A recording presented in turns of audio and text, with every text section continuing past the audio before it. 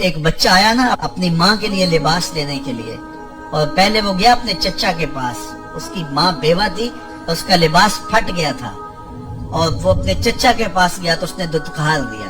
ماں نے اس کو روکا تھا بیٹا نہ جانا، لیکن اس نے کہا کہ تیرے بدن کے اوپر جو لباس ہے وہ بھی پھٹ گیا اور جگہ جگہ سے جسم جھلک رہا ہے، تو میں اپنے چچا سے آپ کے لیے لباس لے کے آتا ہوں۔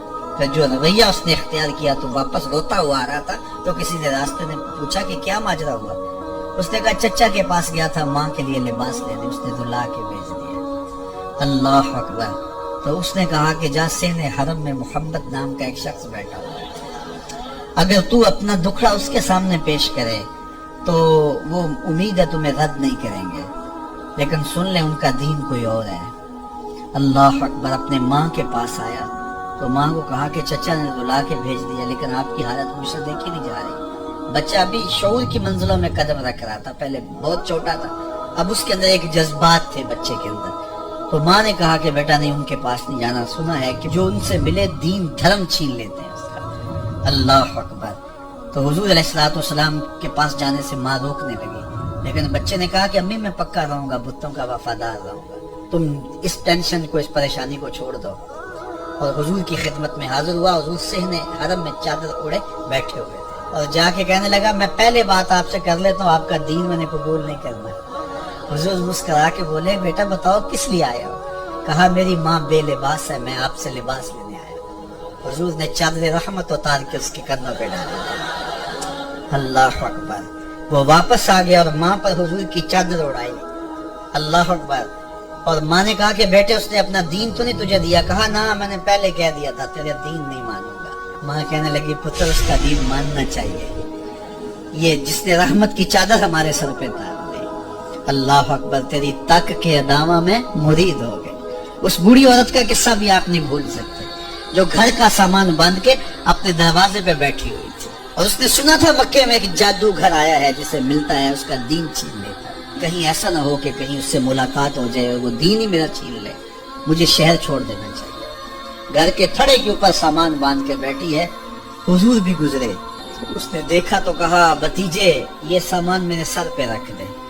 حضور نے سامان اٹھایا، دیکھا تو بوجھل تھا، وزنی تھا، اور بڑھیا کو دیکھا تو کمزور تھی۔ تو کہا کہ بڑھیا اگر چاہو تو جہاں چاہتی ہو میں خود نہ چھوڑا۔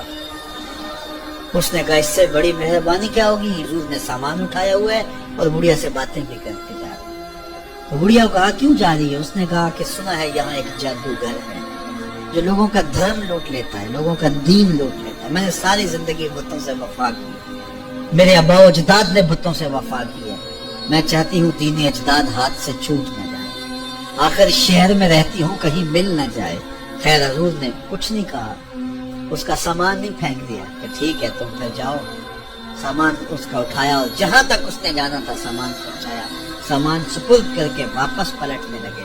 تو اس نے کہا بچے اپنا نام تو بتا دے، لوگ کہیں گے کہ مکہ چھوڑ آئی ہو تو بتاؤں گی ایک جادوگر کے دکھ سے چھوڑ آئی، تو وہ کتنا برا بھلا کہیں گے شہر مکہ کو کہ جس مکہ سے لوگ نقل مکانی کرنے پہ مجبور ہو گئے۔ تو میں انہیں یہ بھی بتاؤں گی کہ جس مکے میں جادوگر رہتا ہے اتنا اچھا نوجوان بھی رہتا ہے، تو تیرا نام لیا کروں گی، تیرے کے سیدھے پڑا کروں گی۔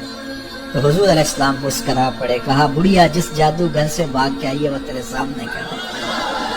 اس نے کہا سچ سے آپ ہی محمد ہیں؟ حضور نے فرمایا نام میرا یہی ہے۔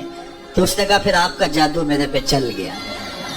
اللہ اکبر۔ تیری تک کے ادامہ میں مرید ہو گئے، لوگوں کی خدمت کریں، بوڑھوں کے کام آئیں، دکھیوں کے کام آئیں، مصیبت زدہ کے کام آئیں۔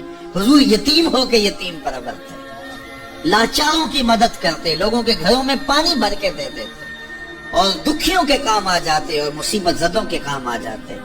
تو حضور سے پیار کرنے والوں، امت میں آپس میں حسد نہ پھیلاؤ، بغض نہ کرو، نفرتوں کے پہاڑ کھڑے نہ کرو، ایک دوسرے سے پیار کرو، جڑو، امت وحدہ بنے، اور اپنے ماحول کو، اپنی معاشرت کو ایک خوبصورت معاشرت کا رنگ دو، اور اپنی زندگی کو حضور کے نام کر دو۔